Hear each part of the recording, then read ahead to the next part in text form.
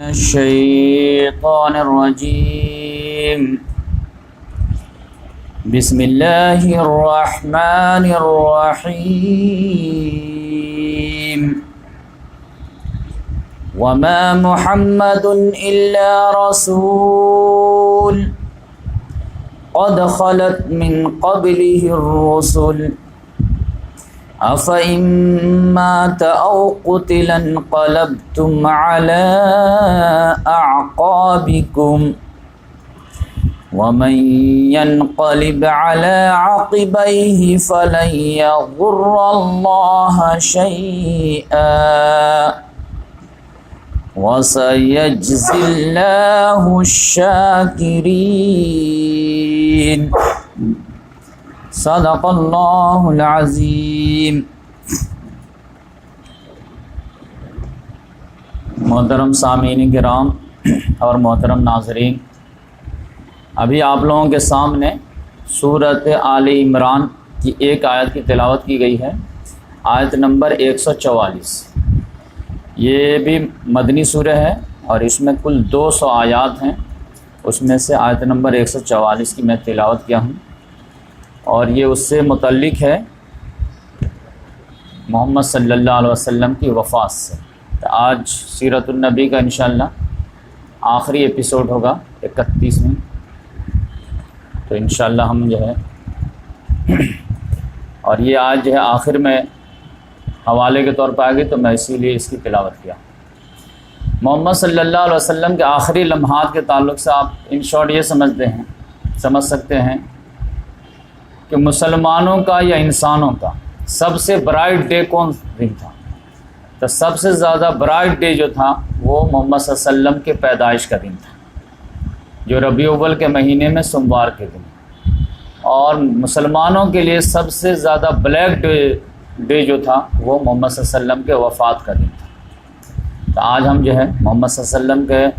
وفات کے احوال ڈسکس کرنے جا رہے ہیں، کیونکہ جس ہستی سے محبت ہوتی ہے تو اس کے ہر چیز کے بارے میں جاننے میں اچھا لگتا ہے اور جاننا ضروری بھی رہتی ہے۔ تو اس لحاظ سے ہم جو ہے محمد صلی اللہ علیہ وسلم کے پیدائش سے لے کر کے یہاں آج 63 سال تک پہنچ چکے ہیں، تو آج جو ہے محمد صلی اللہ علیہ وسلم کے آخری لمحات کے بارے میں ڈسکشن کریں گے، اور آسان الفاظ میں، آسان انداز میں عوام الناس کے سامنے پیش کریں گے تاکہ وہ اپنے محبوب کے آخری لمحات کو جان سکیں۔ محمد صلی اللہ علیہ وسلم کے جو ہے آخری لمحات جو ہے آپ سمجھیے کہ 6 مہینہ پہلے سے جو ہے اللہ تعالیٰ ان کو انڈیکیشن دینے لگا، اور پھر محمد صلی اللہ علیہ وسلم اپنی امت کو انڈیکیشن دینے لگے۔ 6 مہینہ پہلے مطلب رمضان سے سمجھیے کہ ربیع الاول میں جو ہے معاملہ ہوا ہے، تو رمضان، شوال، ذوالقعدہ، ذی الحجہ، محرم، صفر، ربیع الاول۔ رمضان میں معاملہ کیا ہوا کہ جبریل علیہ السلام کا عام معمول اپنا یہ تھا کہ جتنا قرآن نازل ہوا رہتا تھا تو وہ رمضان میں آتے تھے اور محمد صلی اللہ علیہ وسلم سے دورہ کرتے تھے۔ ایک ہوتا ہے ٹیچر اور اسٹوڈنٹ والا کہ اسٹوڈنٹ سناتا ہے، ٹیچر سن لیتا ہے، اور ایک ہوتا ہے دورہ کرنا کہ دونوں برابر کے ساتھی ہوں، تو اس میں جو ہے ایک سنائے دوسرا سنے، دوسرا سنائے پہلا سنے، تو یہ جو ہے اس کو دورہ بولتے ہیں۔ تو اس طرح محمد صلی اللہ علیہ وسلم دورہ قرآن کیا کرتے تھے، اس سے جو ہے قرآن جیسے نازل ہوتا تھا اس کی ترتیب بھی قائم ہو جاتی تھی،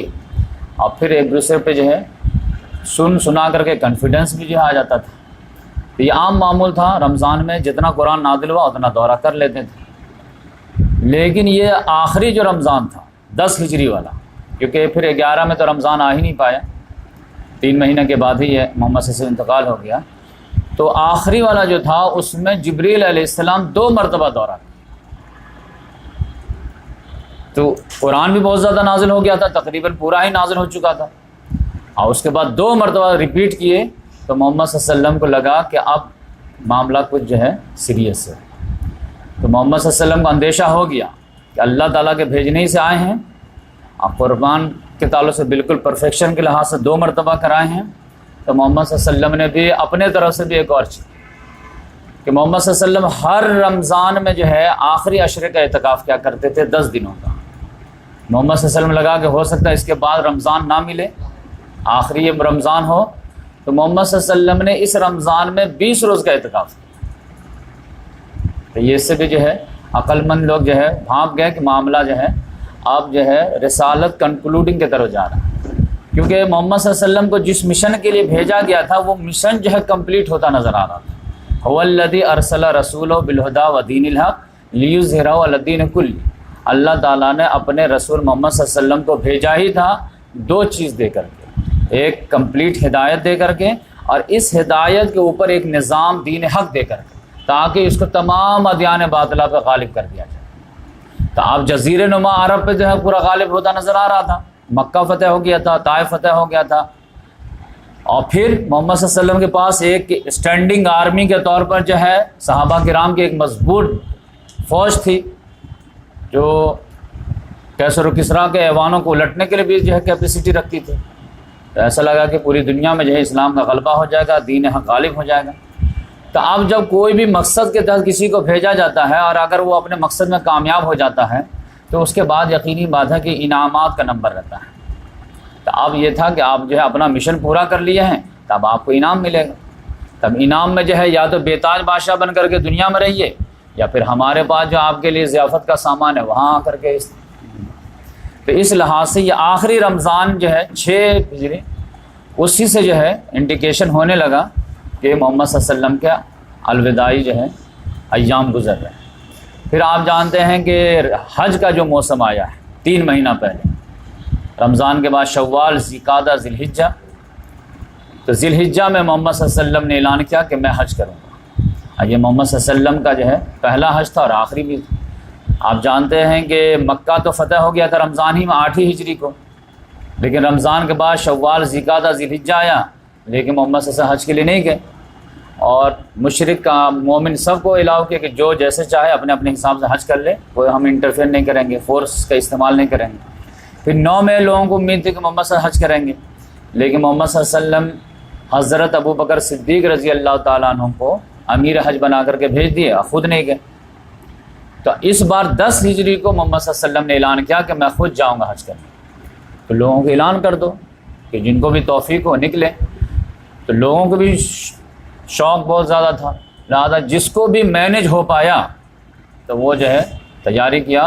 اور لگ بھگ پورا ملا کر کے 1,24,000 کے قریب جو ہے مکہ مدینہ سب جتنے مطلب اتنے لوگ جو ہے اسمبل ہو پائے۔ یہ عالمی کانفرنس، اور سمجھے کہ وہ سمجھے کہ محمد صلی اللہ علیہ وسلم کے انقلاب کا وہ جشن تھا، سب لوگ جمع ہو جائے گے، جہاں سے ہم کو نکالا گیا تھا وہیں پہ جشن منائیں، یہ عالمی کانفرنس تھی۔ لیکن وہاں جانے کے بعد جو سب لوگ جشن منائے رہتے ہیں، محمد صلی اللہ علیہ وسلم کو دیکھ دیکھ کر کے سب لوگ لطف اندوز ہو ہی رہتے ہیں، لیکن بیچ بیچ میں محمد صلی اللہ علیہ وسلم چپتا ہوا جملہ بول دیتے تھے، بولتے تھے کہ ما ادری، میں نہیں سمجھتا ہوں، لعلی لا القاکم بعد عامکم ھذا بہذا الموقع، مجھے یہیں سمجھ میں آتے کہ شاید کہ میں تم سے دوبارہ اس مقام پر نہیں مل پاؤں گا۔ یہ یہاں جو ہے مطلب حدود حرم میں یہ لگتا ہے کہ آخری ملاقات ہے تم سے۔ پھر بار بار محمد صلی اللہ علیہ وسلم صحابہ کرام کو جو ہے انکریج کرتے تھے کہ مجھ سے مناسک حج سیکھ لو، مجھ سے پوچھ لو جو پوچھنا ہے، ہو سکتا دوبارہ چانس نہ ملے۔ تب اس سے جو ہے انڈیکیشن مل رہا تھا کہ یہ لگتا ہے الوداعی حج۔ پھر آپ جانتے ایام تشریق میں محمد صلی اللہ علیہ وسلم تھے تو وہ سورہ نازل ہوئی، اذا جاء نصر اللہ والفتح ورأیت الناس يدخلون فی دین اللہ افواجا فسبح بحمد ربک واستغفر انہ کان توابا، کہ جب اللہ کی مدد آ جائے اور فتح قریب ہو جائے تو پھر اب آخرت کی تیاری میں لگ جائیے، اور آخرت کی تیاری کی استغفار، دعا، یہ سب تسبیح وغیرہ میں لگ جائیں۔ اتنے دنوں تک تو آپ دین کو غالب کرنا، اس سے جنگ، اس سے جنگ، اس سے معاہدہ، اس سے صلح، اس سے فتح، یہ سارے چیز ہو رہے تھے۔ اب ایکسکلوسیو جو سب کام نپٹ گیا ہے تو اب استغفار میں لے جائے، فسبح بحمد ربک واستغفر۔ اور جب دین غالب ہی نہیں ہوا تو کونا میں بیٹھ کے کیا کریں؟ اب اس سے بھی سمجھ لیجیے، اذا جاء نصر اللہ والفتح، جب اللہ کی مدد آ جائے۔ اللہ کی مدد کب آئے گی؟ میدان میں آئے گی، گھر میں نہیں آئے گی۔ والفتح، جب فتح ہو جائے، اذا جاء نصر اللہ والفتح ورأیت الناس يدخلون فی دین اللہ افواجا، اور جب آپ دیکھیں کہ لوگ فوج در فوج اسلام میں داخل ہو رہے ہیں، تب آپ جو ہے فسبح بحمد ربک واستغفر، تو اپنے رب کے جو ہے حمد کے ساتھ تسبیح کیجئے، استغفار کیجئے، انہ کان توابا، کیونکہ وہ تواب ہے، توبہ قبول کرنے والا. چھوٹی موٹی لغزش ہوئی ہوگی، 23 سال کا ریولوشنری معاملہ تھا، کہاں پر معیار سے کم بات رہ گئی ہوگی، سب اللہ تعالیٰ معاف کر دے گا. تو یہاں پر جو ہے یہ سورہ نے سارے صحابہ کرام کو ہلا دیا. یہ تو بہت یہ میسج والی سورہ ہے. اور آپ جانتے ہیں اس میں جو کوئز بھی ہوئی. حضرت عمر فاروق رضی اللہ تعالیٰ عنہ سے کسی نے سوال کیا کہ آپ عبداللہ بن عباس رضی اللہ تعالیٰ عنہ، ایک چھوٹا لڑکا ہے، تو اس کو اتنا لفٹ کیوں دیتے ہیں آپ؟ بڑے بڑے مجمع میں ان کو لے کے بیٹھے رہتے ہیں آپ. اچھا ادھر آ، اذا جاء نصر اللہ کا مطلب سمجھا کیا ہے اس میں؟ سب خاموش سوچ ہی رہے کیا ہے اس میں. بول بیٹا تو بتا تو کیا اس میں تو محمد صلی اللہ علیہ وسلم کے وفات کا پیغام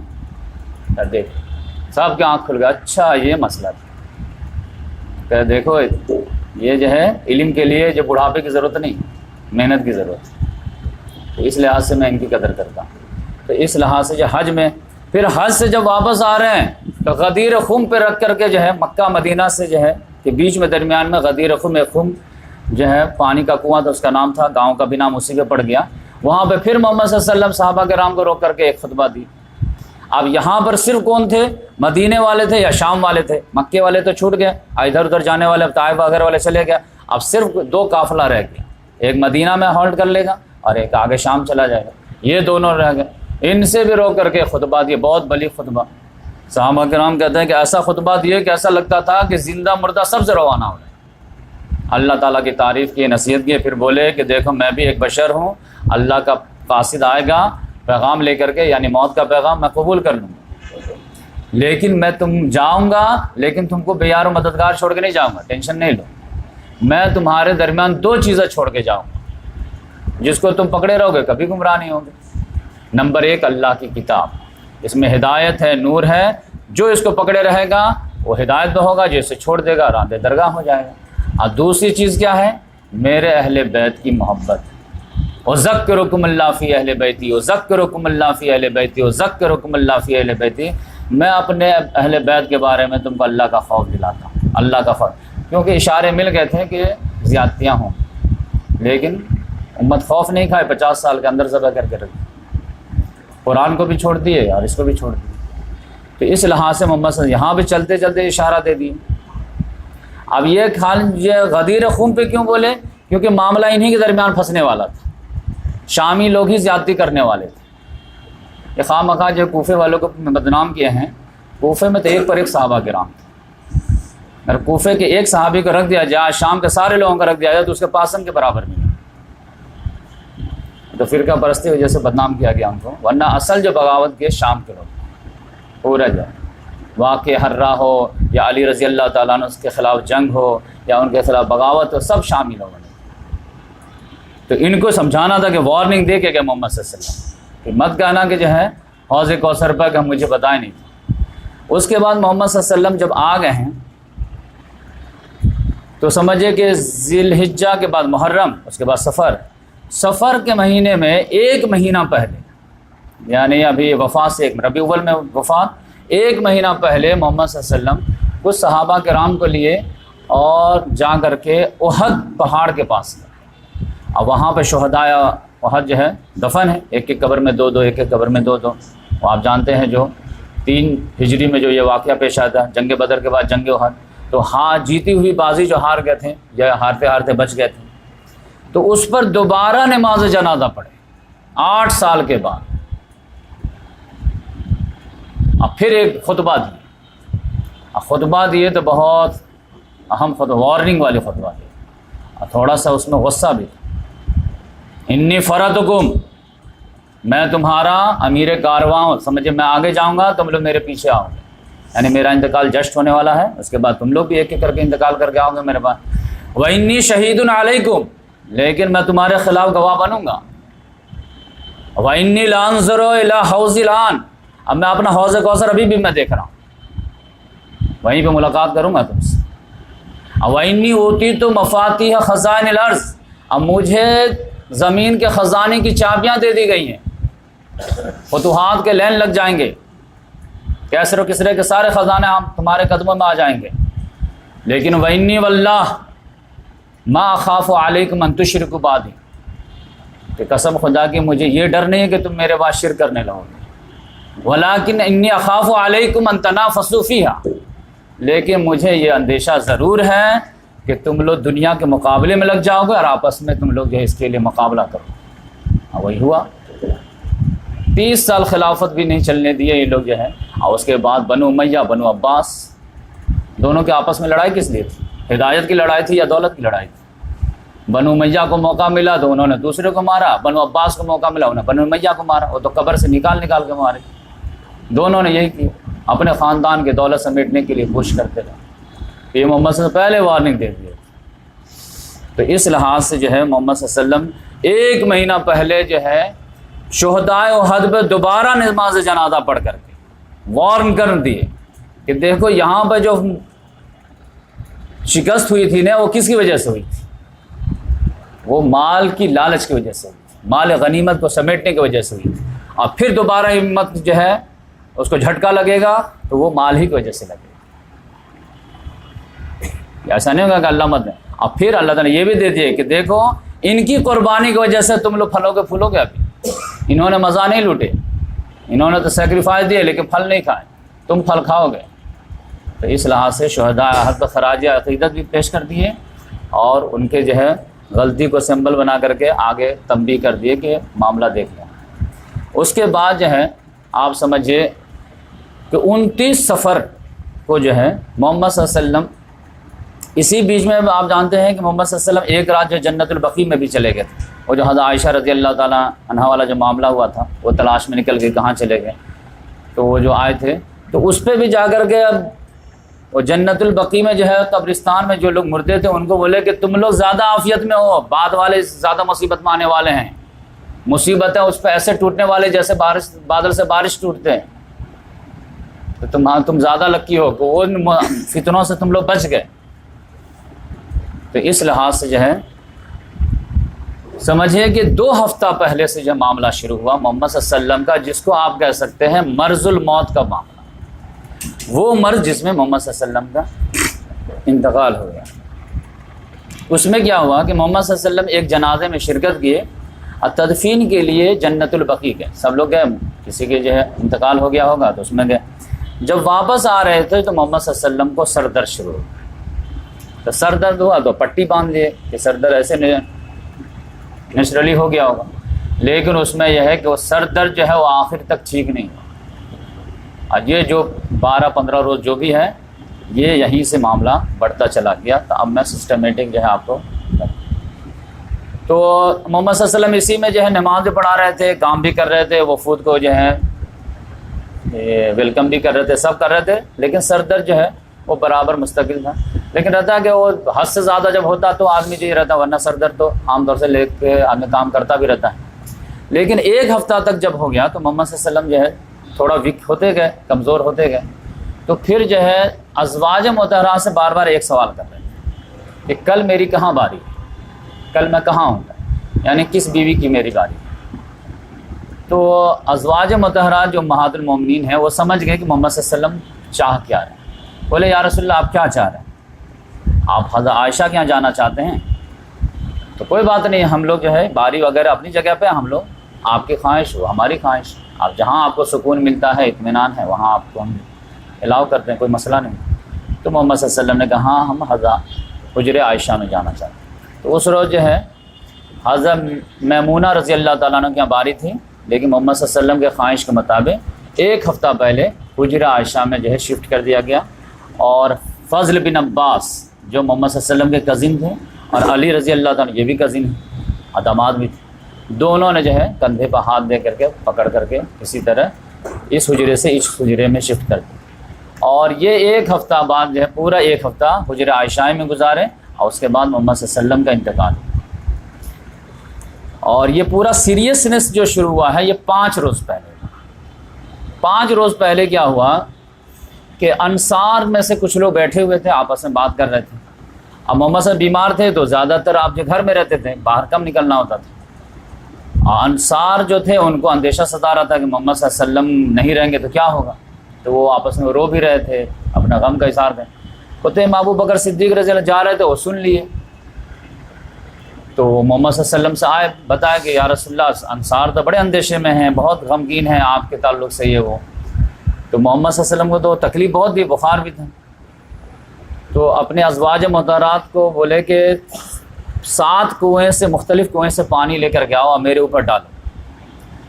تو لایا گیا پانی، محمد صلی اللہ علیہ وسلم کو ایک بڑے سے لگن میں جو ہے بیٹھا دیا گیا، کیونکہ پہلے زمانے میں آپ جانتے لیٹرن باتھ میں اٹیچ تو ہوتا نہیں تھا، لیکن بیمار آدمی تو کیسے جائے گا، تو ایک جو ہے دیگ ٹائپ کا جو ہے لوہے کا بنا دیتے تھے، اسی میں بیٹھا کر کے نہا دیا، پانی باہر پھینک دی۔ اسی طرح محمد صلی اللہ علیہ وسلم کو لگن میں بیٹھا دیا گیا، پانی ڈالا گیا، تو جب غسل کر لیے تو تھوڑا سا ریلیکس ہوا، تو محمد صلی اللہ علیہ وسلم باہر آئے تو صحابہ کرام تو شوق میں تھے کہ کب باہر آئے، ہم دیدار کریں۔ تو جیسے ہی باہر آئے تو محمد صلی اللہ علیہ وسلم ممبر پہ بیٹھے، اور بیٹھنے کے بعد محمد صلی اللہ علیہ وسلم نے چھوٹا سا خطبہ دیا۔ اس میں سب سے پہلی بات بتائے کہ لعنت اللہ علی الیہود والنصارى اتخذوا قبور انبیاء مساجد، اللہ تعالیٰ کی لعنت ہو یہود و نصارہ پر، انہوں نے اپنے انبیاء کرام کی قبروں کو مسجد بنا لیا، سجدہ گاہ بنا لیا۔ تو محمد صلی اللہ علیہ وسلم نے پھر یہ بھی منع کیا، لا تتخذوا قبری وثنا یعبد، تو میرے قبر کو بت مت بنا دینا کہ اس پہ جو عبادت شروع کر دینا، عبادت اللہ ہی کی کرنا، بس طریقہ میرا فالو کرنا۔ تو اس لحاظ سے محمد صلی اللہ علیہ وسلم نے وارننگ دی۔ پھر محمد صلی اللہ علیہ وسلم نے فرمایا کہ دیکھو بھائی، میں بھی انسان ہوں، تمہارے ساتھ جو بھرپور جو ہے زندگی گزارا ہوں، پبلک لائف پرائیویٹ لائف ساری رہی ہے، تو من کن تو جلت تو ہو زہرن تو فہذا زہری تو فلیستخذ منہ، تو جس کے بھی کسی کے پیٹھ پہ میں نے کوئی کوڑا وڑا مارا ہوں تو میری پیٹھ حاضر ہے، بدلہ لے لے یہیں پہ۔ من کن تو شتم تو لہو ارزن، اور اگر کسی کو میں نے گالی دی ہے، یعنی اس کی عزت کو جو ہے انسلٹ کیا ہے یا کچھ کیا ہے، تو میں یہاں پہ حاضر ہوں، وہ چاہے تو دنیا ہی میں بدلہ لے لیں، کیونکہ حقوق العباد کے بارے میں اللہ تعالیٰ کا کلیئر کٹ معاملہ ہے کہ بندہ سے آپس میں معاملہ جو ہے سارٹ آؤٹ کر کے آئیے، ورنہ ہم جو ہے بندے کا معاف کیے بغیر ہم نہیں معاف کریں۔ ہاں اپنا میرا حق رہے گا حقوق اللہ، تو ہم تو چاہیں گے تو معاف کر دیں گے، چاہیں گے تو نہیں کریں گے، لیکن بندوں کا معاملہ آپس میں پہلے نپٹ لیجئے، پھر ہم بھی معاف کر دیں گے۔ تو محمد صلی اللہ علیہ وسلم نے اپنے آپ کو پیش کیے، لیکن سارا سائلنٹ۔ محمد صلی اللہ علیہ وسلم ظہر کی اذان ہوئی تو نماز پڑھائے، نماز پڑھانے کے بعد پھر ممبر پہ بیٹھے، پھر پیش کیے۔ دیکھو یہ سیریس میٹر ہے، ایسے جو ہے فارمیلٹیز کے طور پر میں نے پیش کیا، اگر کسی کو کوئی شکایت وغیرہ ہے، کچھ ہے لین دین یہ وہ، تو بتاؤ، ابھی ہم معاملہ چکا دیتے۔ تو ایک بندہ اٹھا، اس نے کہا کہ یا رسول اللہ میرا 3 درہم آپ کے، تو محمد صلی اللہ علیہ وسلم نے کہا ٹھیک ہے، فضل بن عباس کو بولے کہ ان کو 3 درہم دے دو، تو انہوں نے جو ہے ان کو دے دیا، تو یہاں سے معاملہ ختم ہو گیا۔ پھر محمد صلی اللہ علیہ وسلم انصار کے بارے میں بہت تفصیل سے جو ہے وصیت کی، اوصیکم بالانصار، انصار کے بارے میں میں تم کو نصیحت کرتا ہوں، کیوں؟ وہ میرے قلب و جگر ہیں، فإنہ کرشی وعیبتی وقد قضوا الذی علیہ، ان کے ذمہ جو تھا انہوں نے پورا کر دیا، وبقی الذی لہم، لیکن ان کا جو حق بنتا تھا وہ ابھی نہیں ملا ان کو۔ اسلام کے لیے جتنی کو انہوں نے جب ہم کو ویلکم کیا تھا کہ آئیے ہم اپنے جان سے بڑھ کے آپ کی حفاظت کریں گے، تو انہوں نے تو وعدہ پورا جو ہے 100% چکا دیے، یہاں تک کہ بڑھ بڑھ کر کے ہمارا ساتھ دیا۔ مدینہ میں ڈیفنس کرنے کی کیا بات ہے، تبوک تک ہمارے ساتھ گئے، تو انہوں نے تو جو ہے بہت اچھی طرح انہوں نے اپنا وعدہ نبھایا، لیکن اب اس کے مقابلے میں جو حق ملنا تھا تو حق نہیں ملے گا۔ تو لہذا میں وارننگ دیتا ہوں کہ جو بھی خلیفہ بنے گا تو انصار میں سے جو لوگ اچھا کریں تو اس کو تو قبول کرنے ہیں، لیکن اگر ان سے کچھ غلطی ہو جائے تو اس سے درگزر کا معاملہ کرے۔ اب پھر بولے کہ ایک پیشن گوئی بھی کرتی ہے کہ انصار جو ہے وہ کم ہوتے جائیں گے اور لوگ جو ہے بڑھتے چلے جائیں گے، یعنی عوام الناس اسلام میں بڑھتے چلے جائیں گے۔ فإن الناس یکثرون وتقل الانصار، کتنے کم ہو جائیں گے؟ اتنے کم ہو جائیں گے جتنے کھانے میں نمک، یعنی آٹے میں نمک کے برابر رہ جائیں گے۔ اور پھر اللہ تعالیٰ نے کہا انصار تمہارے ساتھ زیادتیاں ہوں گی، تمہارے حقوق نہیں ملیں گے، تو لہذا تم صبر سے کام لینا اور مجھ سے حوض کوثر پہ ملنا، تو وہاں پہ ہم جو ہے تم کو انصاف دلائیں گے۔ تو یہاں پہ حوض کوثر پہ جیسے حوض کوثر جام کوثر ہی نہیں پلائیں گے، وہاں پہ انصاف بھی ہوگا، جنہوں نے جو ہے ظلم کیا ہوگا تو ان کو ظلم کی سزا بھی ملے گی۔ محمد صلی اللہ علیہ وسلم نے خود فرمایا کہ جب لوگ آئیں گے جو آدمی ایک مرتبہ حوض کوثر سے جام کوثر پی لیا اس کو کبھی پیاس نہیں لگے گی، وہ سمجھے کہ ہال ٹکٹ ہے جنت۔ لیکن کچھ لوگ آئیں گے، میں دیکھ کے تڑپ جا، صحابی صحابی میرے صاحب آنے دیجیے، فرشتے روک دیں، نہیں سائڈ ہو کہ یا صحابی میرے صحابی ہیں آنے دیجیے ان کو، نہیں آپ کو نہیں معلوم کہ آپ کے بعد انہوں نے دین کو بدل دیا تھا، تو ہم کہیں نہیں، سوقن سوقن لمن بدل آبادی، سوقن سوقن لمن غیر آبادی۔ تو وہاں پہ انصاف ہوگا کہ جنہوں نے بعد میں جو ہے کمٹمنٹ کو پورا کیا تو ان کے لیے ویل اینڈ گڈ، اور جنہوں نے جو ہے اسلام کی جڑ کھود کے رکھ دی تو ان کے لیے مصیبت ہے حوض کوثر۔ تو محمد صلی اللہ علیہ وسلم تسلی دی۔ آپ دیکھ لیجئے، ہسٹری پڑھ لیجئے، صحابہ کرام انصار کے ساتھ بہت زیادہ جو ہے ظلم ہوا، یہاں تک کہ جو ہے واقعہ حرام ہے تو آپ کیا نہیں ہو گیا ان کے ساتھ۔ تو اس طرح سے محمد صلی اللہ علیہ وسلم نے ان کو، پھر ان کے بعد جو ہے محمد صلی اللہ علیہ وسلم فرمائے کہ اب تھوڑا ماحول اچھا بن گیا تھا، محمد صلی اللہ علیہ وسلم طبیعت بھی اچھی لگ رہی تھی، تھوڑا حساس بشن، تو ایک بات شیئر کی، بولے فَإِنَّ عَبْدًا يُخَيِّرُهُ اللَّهُ أَن يُؤْتِيَهُ مِنْ زَارَةِ الدُّنْيَا وَبَيْنَ مَا عِندَهُ فَاخْتَارَ ذَلِكَ الْعَبْدُ مَا عِندَ اللَّهِ۔ بے شک ایک بندہ ہے جس کو اللہ تعالیٰ نے چوائس دیا ہے، اختیار دیا ہے کہ دنیا کی نعمتوں میں سے چاہے تو وہ لطف اندوز ہو، اور چاہے تو اللہ کے پاس جو نعمتیں ہیں اس سے جو ہے لطف اندوز۔ تو اس بندے نے اللہ کے پاس جو اس کو اختیار کیا، بھائی ایک بندے کو ایسا، یہ اسٹوری لگتی ہے بنی اسرائیل کی اسٹوری تھی، سب لوگ کہ ہاں ٹھیک ہے آگے بتائی، لیکن ابو بکر صدیق رضی اللہ تعالیٰ اس میں تو رونے لگے، فدا ہو امی و آبی، میرے ماں باپ آپ پہ قربان ہوں، اور رونے لگے۔ اب حضرت ابو سعید خدری رضی اللہ تعالیٰ کہتے ہیں کہ ہم لوگ تعجبہ کہ یہ بوڑھے کو کیا ہو گیا، محمد صلی اللہ علیہ وسلم ایک بندے کے بارے میں بولے تو اس میں رونے کی کون سی بات؟ اب میرے ماں باپ آپ پہ قربان ہوں، یہ ہو، اس ارریلیونٹ ہو گیا۔ لیکن وہ کہتے ہیں کہ سب لوگ گھور کے دیکھنے لگے، ہاں ان کو تو ہر بات میں رونا آ جاتا ہے، یہ بہت نحیف القلب انسان تھے، آپ کو معلوم ہے قرآن جب پڑھتے تھے تہجد میں تو محمد صلی اللہ علیہ وسلم ان کا جو ہے بالکل سیم ایک طرح سے نیچر تھا کہ اندر جو ہے سینہ ایسے کھولتا تھا جیسے جو ہے گرم پانی جو دیگچی میں کھد کھد کی جو آواز آتی، ایسے ان کا جو سینہ، اسی وجہ سے ان پہ تو بینڈ لگ گیا تھا نا مکے میں کہ جو ہے یہ زور سے تلاوت نہیں کر سکتے، ہمارے بچے اور عورتیں متاثر ہوتی ہیں ان سے۔ تو اس لحاظ سے جو ہے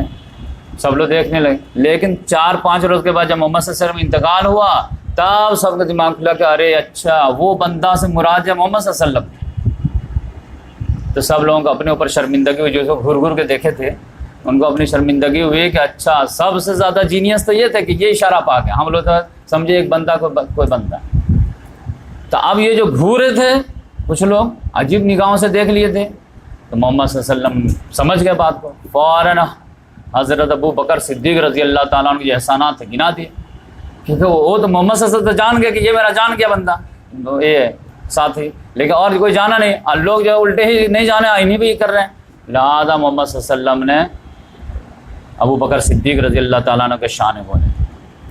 فَإِنَّ أَمَنَّ النَّاسَ عَلَيَّ فِي صُحْبَتِي وَمَالِي، ابو بکر میرے اوپر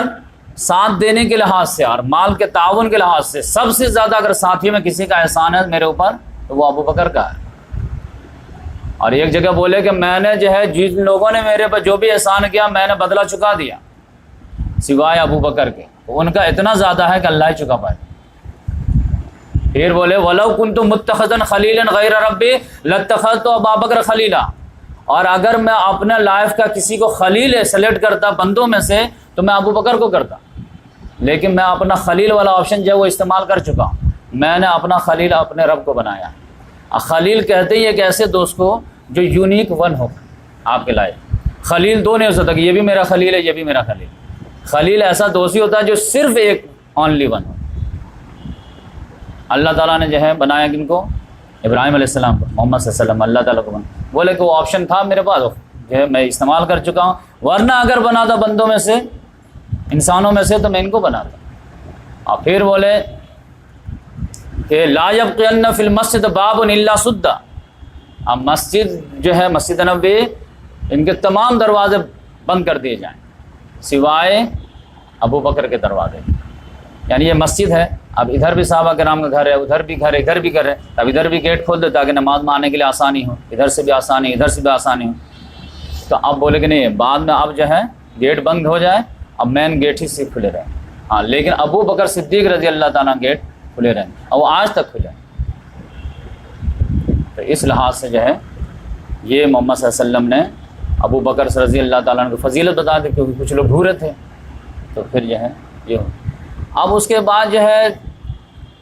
ایک دن اور گزرا، 4 دن جب باقی رہ گئے تو ایک بڑا حادثہ پیش آ گیا جو سمجھے کہ امت کے لیے بڑی مصیبت ہے۔ شیعہ سنی کا جو دراڑ ہے یہ یہیں سے، شیعوں کے آرگو کے سامنے سب سنی جو ہے دم دما کے بھاگ جاتے ہیں، وہ اسی واقعے کا جواب نہیں دے پاتے، کہتے ہیں کہ اس کو ڈسکس ہی نہیں کرنا ہے۔ اور وہ جو مسلم شریف میں، بخاری شریف میں تب بھاگیں گے کہاں؟ وہ ہوا گیا کہ 4 روز پہلے صحابہ کرام کو جیسے جیسے موقع ملتا تھا تو محمد صلی اللہ علیہ وسلم کے پاس آتے تھے، تیمارداری کے لیے بھی، بات کرنے کے لیے بھی، آخری لمحات زیادہ سے زیادہ دیدار کر لوں۔ تو مغرب کے ٹائم میں جو ہے محمد صلی اللہ علیہ وسلم کو دیکھنے کے لیے سب آئے، اور یہ 4 روز پہلے، 5 روز پہلے بدھ کا دن تھا، 4 روز پہلے جمعرات کے دن، پھر جمعہ سنیچر اتوار سوموار کو انتقال، 4 روز پہلے جو ہے یہ مغرب کی نماز جو محمد صلی اللہ علیہ وسلم کی آخری نماز، جس میں جو ہے سورے پڑھے تھے والمرسلات عرفا فالعاصفات عصفا۔ اب دیکھیں صحابہ کرام چھوٹے چھوٹے ڈیٹیل کو بھی نوٹ کرتے تھے، اتنا ڈیٹیل جو ہے پورے ہیومن ہسٹری میں کسی کے بھی لائف کو ڈیٹیل سے جو ہے ریکارڈ نہیں کیا گیا، خاص اس زمانے میں جس زمانے میں جو ہے کتابیں لکھنے کا اور جو CCTV کیمرہ وغیرہ نہیں تھا۔ تو سب لوگ جمع ہو گئے، محمد صلی اللہ علیہ وسلم کو تکلیف تھوڑی بڑھ گئی، تو محمد صلی اللہ علیہ وسلم نے فرمایا کہ لاؤ دوات قلم، میں تم کو جو ہے ایک بات لکھا دیتا ہوں تاکہ تم لوگ بعد میں میرے بعد گمراہ نہ ہو۔ اب سر میں تیز شدید ہے، اب ڈر بھی لگ رہا ہے کہ انتقال نہ ہو جائیں، تو اس سے پہلے ایک بات میں لکھا دیتا ہوں، لاؤ قلم دوات لے کر لکھا دیتا ہوں، مطلب لکھوا دیتا ہوں تاکہ اس کے بعد تم لوگ گمراہ نہیں ہو۔ حضرت عمر رضی اللہ تعالیٰ نے کہا کہ رہنے دو، محمد صلی اللہ علیہ وسلم کو تکلیف بہت زیادہ ہے سر میں، اور ہمارے لیے قرآن کافی ہے، حسبنا القرآن، لہذا انشاءاللہ قرآن کے رہتے ہوئے ہم لوگ گمراہ نہیں ہوں۔ تو دوسرے لوگ بیٹھے ہوئے تھے، انہوں نے کہا جب محمد سے مانگ رہے ہیں تو لا کے دیجیے، کیا ہے اس میں، قرآن ہے لیکن محمد سے ضرورت محسوس کر رہے تب تو بولنا نا، تو لا کر کے دو، قرآن لکھ دے۔ لیکن حضرت عمر رضی اللہ تعالیٰ عنہ کے بھی فیور میں کچھ لوگ آ گئے، نہیں بات صحیح ہے، محمد صلی اللہ علیہ وسلم آرام تو تکلیف مت دو، قرآن کافی ہے، انشاءاللہ اتنی محنت سے تربیت کی ہیں تو گمراہ کیسے ہو جائیں گے۔ لوگوں نے کہا کہ جب مانگ رہے تو دینے میں آپ کو کیا پرابلم، اسی میں جو ہے بحث و تکرار، آوازیں بھی اونچی ہو۔ اب بیمار آدمی کو تو جانتے ہیں کہ جو شور شرابہ تھوڑا اچھا لگتا نہیں ہے، محمد صلی اللہ علیہ وسلم کو جو ہے اچھا نہیں لگا یہ ایٹیچیوڈ۔ محمد صلی اللہ علیہ وسلم نے کہا بھائی سب لوگ چلے جائیں یہاں سے، باہر خالی کر دو۔ تو سب لوگوں کو جو ہے حجرہ تو چھوٹا سا تھا، ان کو سب کو باہر کر دیا۔ تو یہ مسئلہ پھنس گیا، یہ کہ شیعہ حضرات کہتے ہیں کہ وہ جو قلم دوات منگائے تھے نا، وہ جو ہے خلافت کے لکھانے تھے کہ جانشی کون ہوگا۔ اب وہ لکھوانا کیا چاہ رہے تھے حضرت علی رضی اللہ تعالیٰ عنہ، عمر رضی اللہ تعالیٰ بھاپ گیا، جس کی وجہ سے قلم دوات دے دی ہوتے تو یہ مسئلہ ہی کل ہو جاتا۔ اب یقینی بات ہے کہ حضرت عمر رضی اللہ تعالیٰ عنہ کی جو حسن نیت کتنی بھی ہو، لیکن ایک نبی اگر مانگ رہا قلم دوات تو دینا تو ضروری ہے۔ نمبر 2 کہ محمد صلی بیمار ہیں، تو محمد صلی اللہ علیہ وسلم کو چاہے کتنے بھی بیمار ہوں یا کچھ بھی ہوں، لیکن غلط بات تو نہیں لکھائیں گے نا، لکھائیں گے تو صحیح بات لکھائیں گے۔ تو اس لحاظ سے اس کا جب فیس نہیں کر پاتے تو حدیثی کو دبا دیتے، چلو کوئی نہیں، اس کو ڈسکس ہی نہیں کرنے کا، آگے بتائیے گا کہ آگے یہی بات بتائیے، یہ تو لکھنے والے تھے۔ لیکن میں جتنا اسٹڈی کیا ہوں تو اس میں یہ ہے کہ اگر جو ہے محمد صلی اللہ علیہ وسلم قلم دوات منگاتے اور لکھواتے، اور نو ڈاؤٹ جو ہے لکھوانا یہی تھا، کیونکہ ہدایت تو پوری ہو گئی تھی، عقیدے کے لحاظ سے، اعمال کے لحاظ سے، قرآن تو کمپلیٹ ہو گیا، الیوم اکملت لکم تو آ گیا تھا۔ اب ہدایت کے لحاظ سے کیا لکھانے تھے کہ جانشی کون ہوگا جو آگے اسلام کا آگے رن کرے۔ اب یہ تو اللہ تعالیٰ نہیں نام بھیجے گا کہ ابو بکر بنیں گے، عثمان بنیں گے، تو آپ کے اوپر ہے۔ تو اب کس کو لکھاتے ہیں؟ لکھانا تو تھا خلیفہ ہی کا کہ لاؤ میں تم کو جو ہے لکھ دیتا ہوں۔ تو میرے حساب سے اگر قلم دوات دے دیتے نا تو مسئلہ الحمدللہ ٹھیک ہو جاتا، کہ نو ڈاؤٹ اس میں 1% بھی مجھے ڈاؤٹ نہیں کہ ابو بکر کا نام ہی لکھا تھا، شیور تھا یہ، علی رضی اللہ تعالیٰ نے نام نہیں لکھا تھا۔ کیوں؟ علی رضی اللہ تعالیٰ عنہ کا جاب محمد صلی اللہ علیہ وسلم اس سے پہلے آلریڈی اسائن کر چکے تھے کہ آپ کا جاب کیا ہے اس امت میں۔ آپ کو وہ جوتی گانٹھنے والی حدیث میں کئی مرتبہ سنا چکا کہ محمد صلی اللہ علیہ وسلم نے فرمایا کہ قرآن کی تنزیل کے لیے ایسے آخری ریزورٹ کے طور پر مجھے تلوار اٹھانی پڑی اور کفار سے جنگ کرنی پڑی اور اس کو قرآن کی تنزیل کو منوانا پڑا، اور تم میں سے ایک بندہ ہے جو قرآن کی تعویل کے لیے مسلمان کے خلاف اس کو تلوار اٹھانی پڑے گی۔ تو سب بولے، ابو بکر صدیق رضی اللہ عنہ بولے کہ یا رسول اللہ میں نہیں، عمر فاروق بولے یا رسول اللہ میں نہیں، وہ شخص جو جوتیاں گانٹ رہا ہے۔ لوگ ان کے پاس جب گئے کہ آپ کے بارے میں یہ فضیلت، وہ ایسا جو ہے ریئیکشن دیے کہ لگا کہ جو پہلے سے معلوم ہے۔ تو جب ان کو جاب ملا ہوا تھا کہ جب فساد امت کے ٹائم میں ہمارا رول رہے گا تو وہ کیسے سمجھتے کہ میرا نام آئے گا۔ اور دوسری بات یہ ہے کہ اصل میں یہاں پر لکھانا جو تھا کہ تم لوگ گمراہ نہ ہو، وہ اصل میں جو ہے مسئلہ جو ہے ابو بکر اور علی رضی اللہ تعالیٰ عنہ میں نہیں تھا۔ محمد صلی اللہ علیہ وسلم کو جو اندیشہ تھا وہ کسی اور طرف اندیشہ تھا۔ محمد صلی اللہ علیہ وسلم کا اندیشہ تھا انصار کی طرف سے کہ تم میں سے ایک آدمی تمنا کرنے والا تمنا کرے گا، اور وہ جو ہے کون تھے؟ بعد میں بات کھلی کہ سعد بن عبادہ رضی اللہ تعالیٰ عنہ تھے، جو انصار میں سے جو خزرج کے سردار تھے، جو بعد میں ہوا بھی محمد صلی اللہ علیہ وسلم جیسے انتقال ہوا وہ لوگ جو ہے ٹیم لے کے بیٹھ گئے بنو ثقیفہ بن سعدہ میں۔ تو ادھر اصل کہ انصار ایک طرف جمع ہو گئے تو پھر یقینی بات ہے کہ ایک بڑا فساد ہو سکتا ہے۔ وہ تو بال بال بچ گیا نا معاملہ، اتنا سیریس تھا کہ آپ سمجھیے کہ محمد صلی اللہ علیہ وسلم باڈی رکھی ہوئی تھی اور اس مسئلے کا سارٹ آؤٹ کیا گیا، کیونکہ ایک مرتبہ اگر ان کے ہاتھ میں بیعت ہو چکی ہوتی نا تو بیعت کو فسخ کرنا اتنا آسان نہیں ہے۔ پرائم منسٹر بننے سے روک دینا، پرائم منسٹر شپ کو کینسل کرنا زمین آسمان کا فرق۔ لہٰذا محمد صلی اللہ علیہ وسلم ادھر اندیشہ تھا، لیکن جب لوگوں نے خود اختلاف کیا تو کہا ٹھیک ہے کوئی بات نہیں۔ پھر محمد صلی اللہ علیہ وسلم نے بار بار اس کا اطمینان بھی اظہار کیا۔ ایک مرتبہ بولے عائشہ رضی اللہ تعالیٰ کہ تم اپنے والد اور اپنے بھائی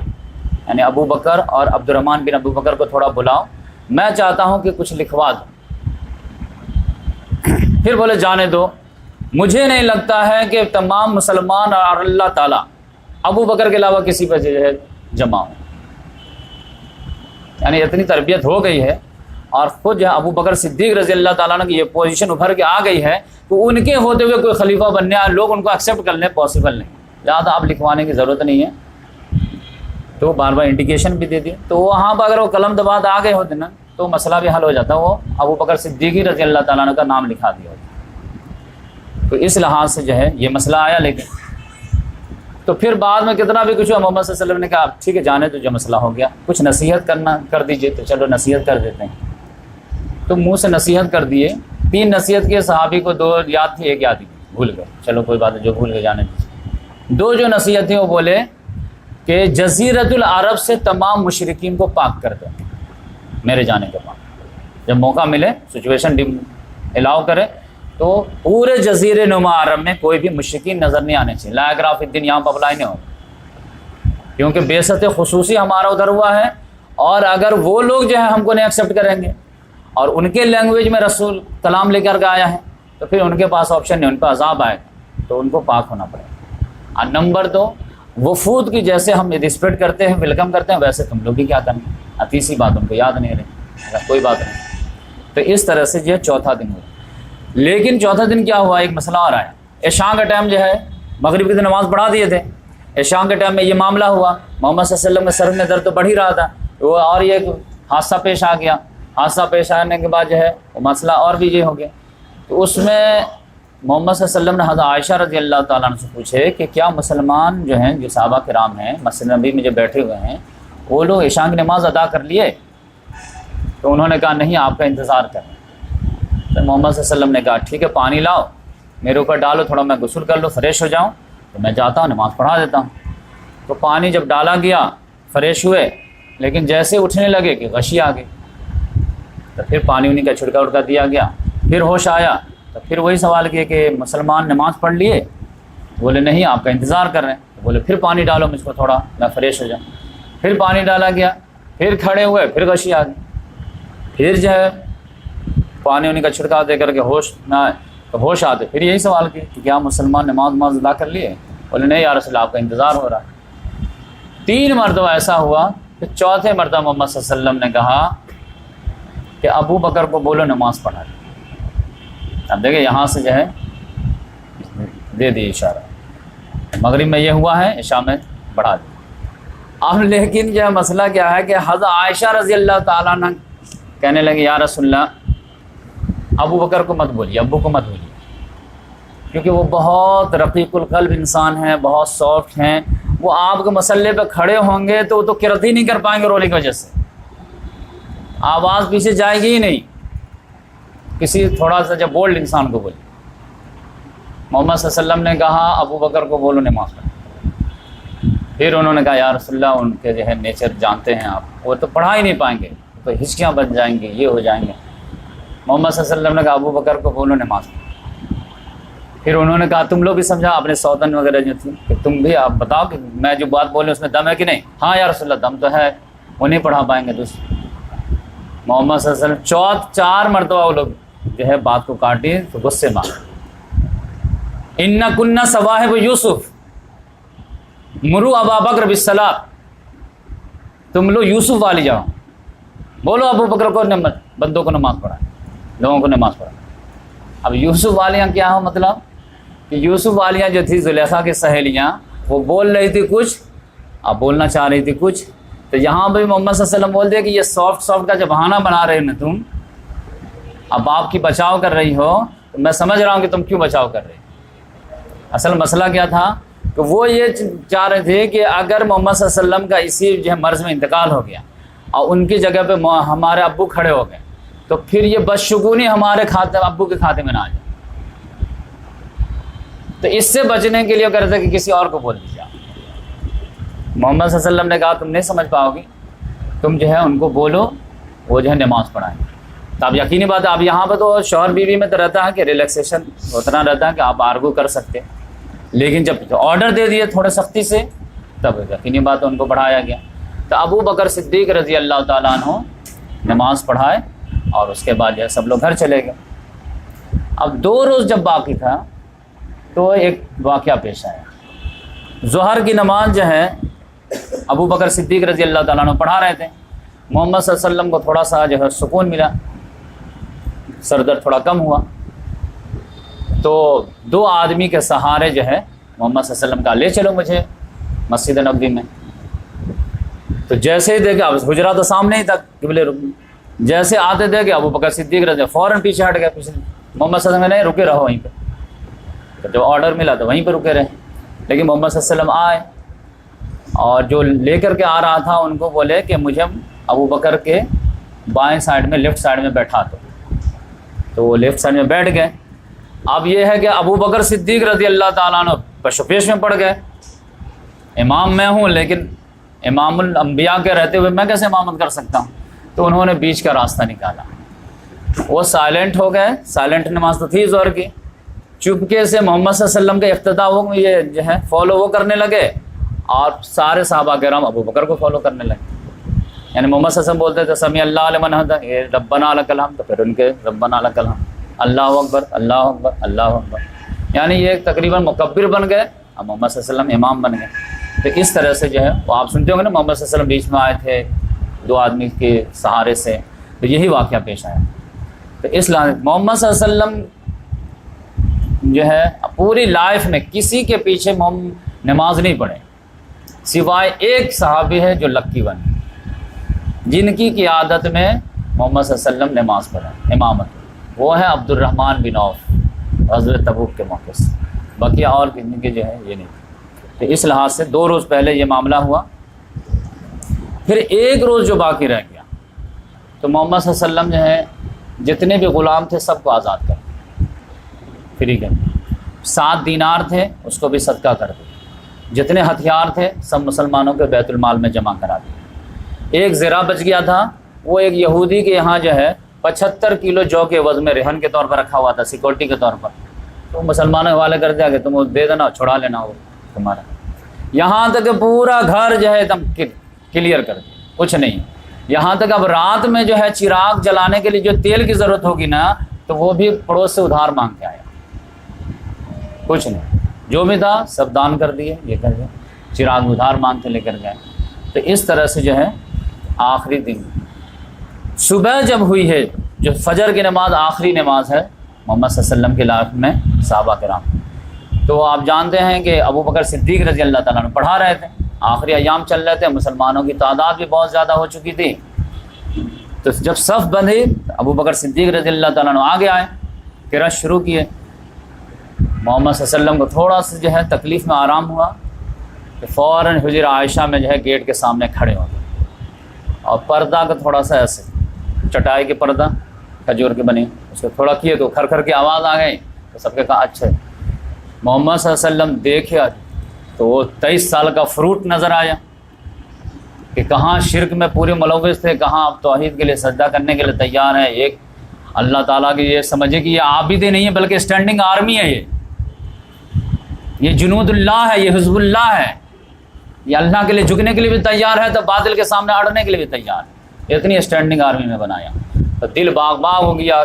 چہرے پہ جو ہے ایسی مسکراہٹ آئی کہ صحابہ کرام کہتے ہیں انس رضی اللہ تعالیٰ کہ ہم لوگ فتنے میں پڑ گئے، قریب تھا کہ نماز توڑ دیں، رہا نہیں جا رہا تھا۔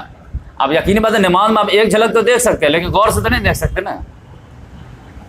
اب، لیکن وہ منظر اتنا اچھا لگ رہا تھا کہ نماز توڑ دیں، بعد میں پڑھ لیں گے، پہلے دیدار تو کر لیں، کئی دنوں سے کیے نہیں تھے، تو قریب تھا کہ ہم لوگ جو فتنے پڑ جاتے ہیں۔ یقیناً وہ پہلی سب والے تو ٹھیک سے بھی دیکھ رہے تھے، پیچھے والے کیا دیکھ رہے ہیں بھائی، بلائیے ہم بھی دیکھتے ہیں، تو بولا کہ ہم لوگ فتنے میں پڑھنے ہی والے تھے۔ فتنے سے مراد یہ ہے کہ ایک طرف دیدار نبی ہے، ایک طرف نماز ہے، تب کیا کریں؟ لیکن محمد صلی اللہ علیہ وسلم ابو بکر صدیق رضی اللہ تعالیٰ عنہ پیچھے ہٹے، یا رسول اللہ آپ آنا چاہ رہے ہیں، لیکن اشارہ کہ نہیں آپ پڑھاؤ، میں پھر یہ سی منظر دیکھ کر کے اپنے آپ کا دل بہلا رہا تھا، پھر جو ہے پردہ کی، تو ابو بکر صدیق رضی اللہ تعالیٰ عنہ نے نماز کمپلیٹ کر لی ہے، تو بولے کہ ہم لوگ پھر نماز کمپلیٹ کیے۔ تو ابو بکر صدیق صحابہ کرام کو بھی لگا کہ نہیں معاملہ ہم لوگ جو ڈر رہے تھے کہ مرض بڑھتا جا رہا ہے، تو نہیں الحمدللہ فجر میں تو بہت اچھے تھے، کھڑے تھے، مسکرا رہے تھے، سب چیزیں، تو اطمینان ہو گیا۔ حضرت ابو بکر صدیق رضی اللہ تعالیٰ نے نماز سے فارغ ہو کر کے حجرے میں گئے، کیونکہ بیٹی کا حجرہ تھا، جا سکتے تھے۔ حضرت عائشہ رضی اللہ تعالیٰ جا کر کے محمد صلی اللہ علیہ وسلم سے بات چیت کی، اطمینان ظاہر ہوا، تھوڑا دل کو تسلی ہوئی کہ ابھی طبیعت ٹھیک ہے، کوئی مسئلہ نہیں ہے۔ بیٹی کو بولے کہ دیکھو بیٹی، آج جو ہے نا تمہاری جو ماں ہے بنت خارجہ، ایک انصاری صحابیہ تھی، ان سے حضرت ابو بکر صدیق رضی اللہ تعالیٰ عنہ نے مدینہ میں شادی کیا، تو 2-3 بیویاں تھیں، تو بولے کہ آج بنت خارجہ کی باری ہے، اب وہ مدینہ کے کارنر پہ رہتی ہے،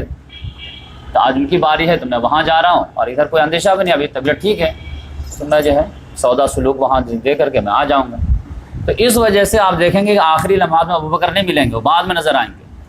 تو وہ جو ہے ان کی جو ایک بیوی تھی تو ان کے یہاں سودا سلوک پہنچانے دینے گئے،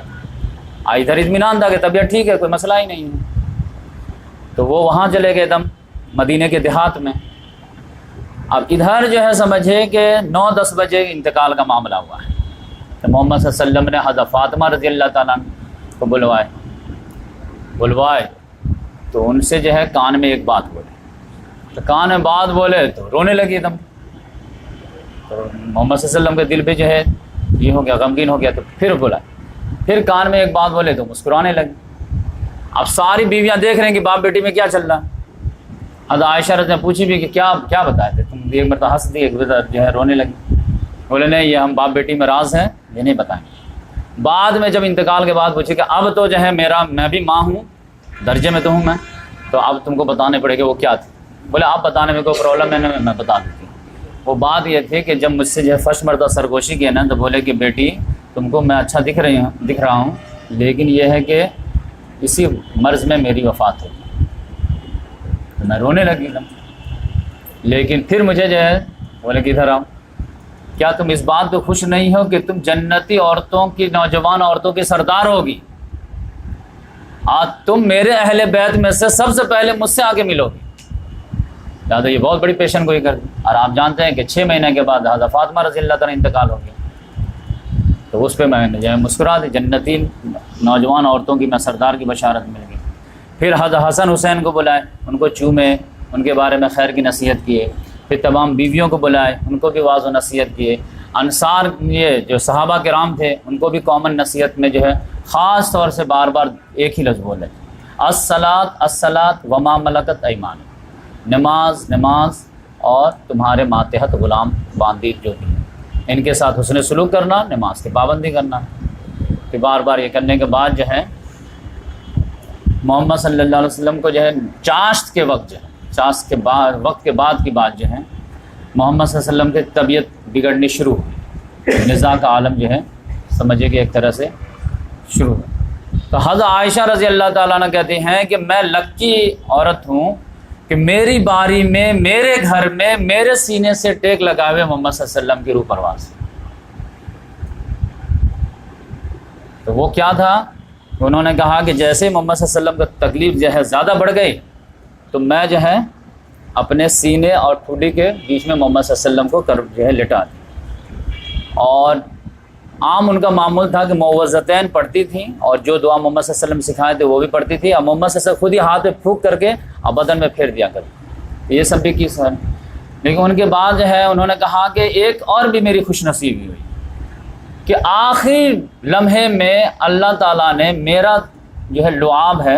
اور محمد صلی اللہ علیہ وسلم لعاب کو جمع کر دیا۔ اب یہ لعاب جو ہے تھوک، یہ کیسے جمع کر دیا؟ انہوں نے کہا میرا بھائی جو ہے محمد صلی اللہ علیہ وسلم سے ملنے کے لیے آیا، خبر خیریت لینے کے لیے تھا، وہ تو بہن کا گھر ہے تو آ سکتے، تو ان کے ہاتھ میں جو ایک مسواک، اب سلام دعا کے بعد جو ہے محمد صلی اللہ علیہ وسلم برابر مسواک کی طرف دیکھ رہے ہیں،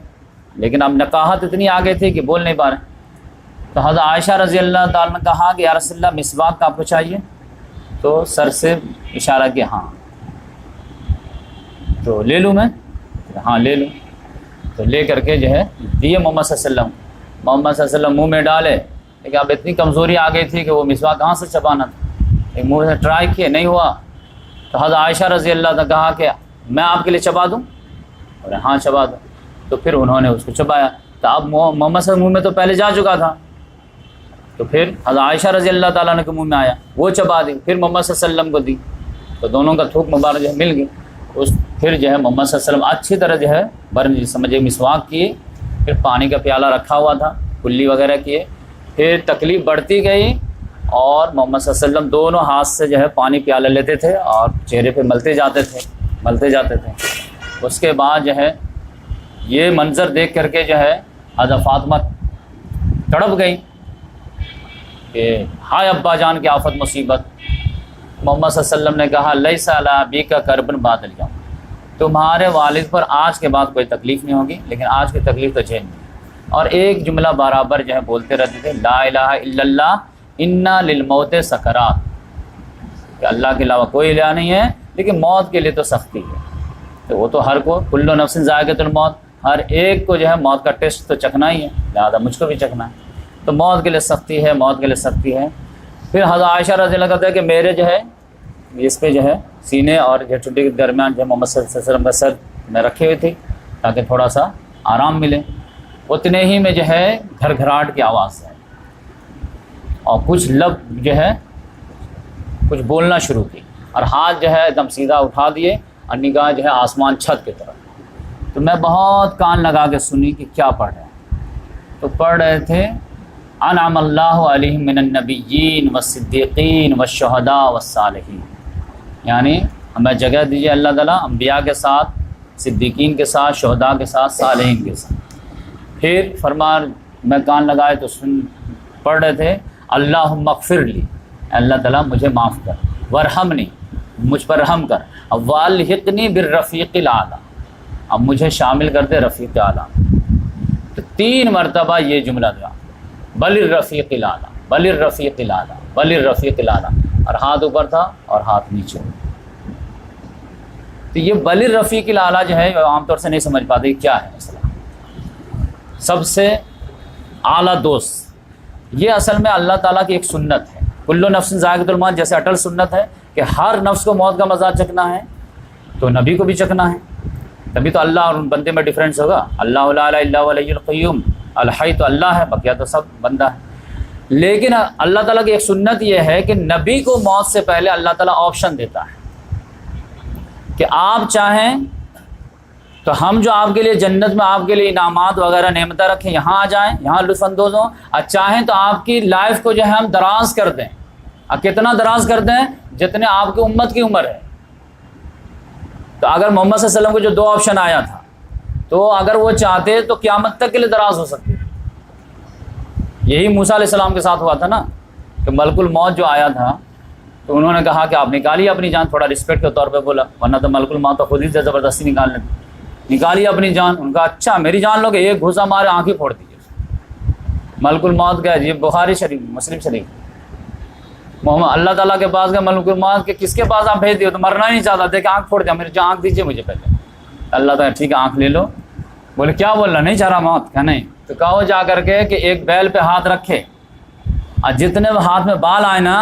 کہو کہ اللہ تعالیٰ نے اتنے سال آپ کی عمر لمبی کر دے اگر آپ چاہیں تو موسیٰ علیہ السلام نے کہا اس کے بعد پھر مرنا ہے۔ کلو نفس ذائقہ، اس موت سے تو چھٹکارا نہیں ہے،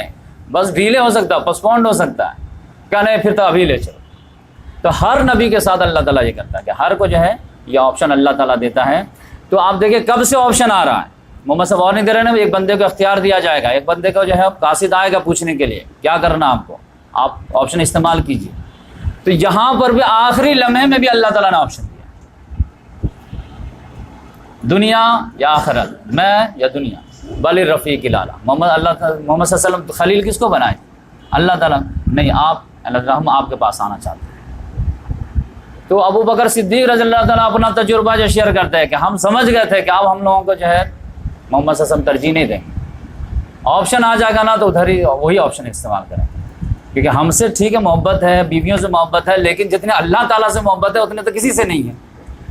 انہیں کے لیے تو پوری زندگی کھپا دی ہے۔ وہ آپشن آ جائے گا تو پھر کیسے ہم لوگوں کو ترجیح دیں گے؟ لہذا محمد۔ اب یہاں پر حضرت عائشہ رضی اللہ عنہا کہتے ہیں کہ میں تو اپنے جو ہے بدن پہ رکھی ہوئی تھی، فوراً تکیا پر رکھ دی، اب میں جو چیخنے لگی، چلانے لگی، چہرے پیٹنے لگی عام عورتوں کی طرح۔ کیوں چیخنے لگی؟ کیونکہ میں نادان تھی، چھوٹی عمر کی تھی، سمجھ نہیں تھی مجھے۔ اب اسی سے جو ہے شیعہ حضرات کہتے ہیں کہ ماتم کرتے، یہاں تو خود غلطی ایکسیپٹ کر رہے ہیں کہ میں نادان تھی، مجھ سے غلطی ہو گئی، میں اپنے اوپر ظلم کیا، مجھے سمجھ میں نہیں آیا۔ تو جو ہے اب جو آدمی کو اپنی غلطی مان لے تو وہ سنت تو نہیں بنے گی نا،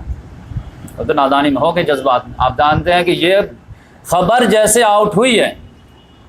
کہ اچھے لوگ ہل گئے، جو میں کہا نا شروع میں کہ بلیک ڈے۔ حضرت انس رضی اللہ تعالیٰ کہتے ہیں کہ جس روز محمد صلی اللہ علیہ وسلم ہجرت کر کے قدم رکھے تھے مدینہ میں، اس سے زیادہ برائٹ ڈیٹ نہیں تھا پورے مدینہ،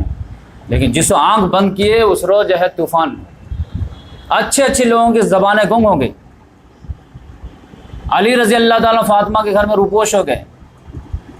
عثمان غنی رضی اللہ تعالیٰ کو ہوش اڑ گئے، عمر فاروق جو ہے بڑبڑانے لگے، کہتے تھے کہ جو بولے گا کہ مر گئے ہم ان کو گردن مار دیں گے، یہ منافق لوگ ہیں۔ یہ ایسے ہی ہیں جیسے اللہ تعالیٰ کے پاس موسیٰ علیہ السلام 40 دن کے لیے گئے تھے، ویسے محمد صلی اللہ علیہ وسلم کو بھی اللہ نے بلایا ہے، آ جائیں گے، اور جیسے آئیں گے تو جیسے انہوں نے 70,000 کو مارے تھے ویسے ان کے بھی ہاتھ پاؤں کاٹیں گے۔ کوئی بولے گا کہ مر گیا میں گردن مار دوں گا، اب ان کے ڈر سے کوئی ہل نہیں، لیکن بات تو اڑ گئی تھی۔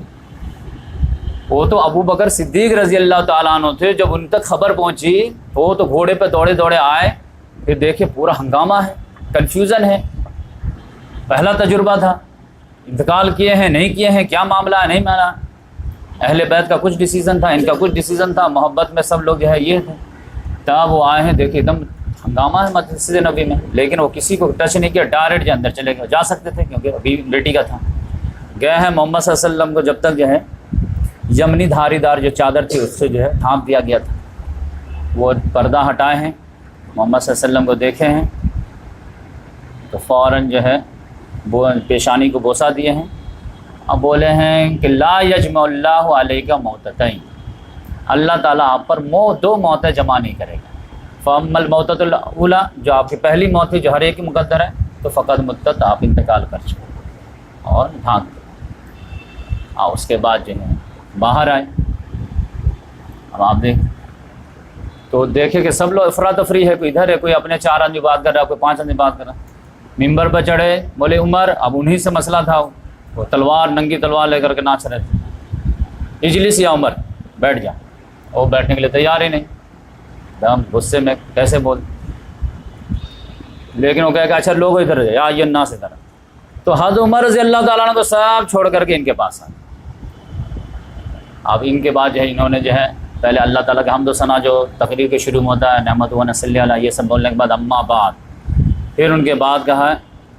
3-4 جملہ اتنا حکیمانہ زبردست بولے کہ سب ٹھنڈے پڑ گئے۔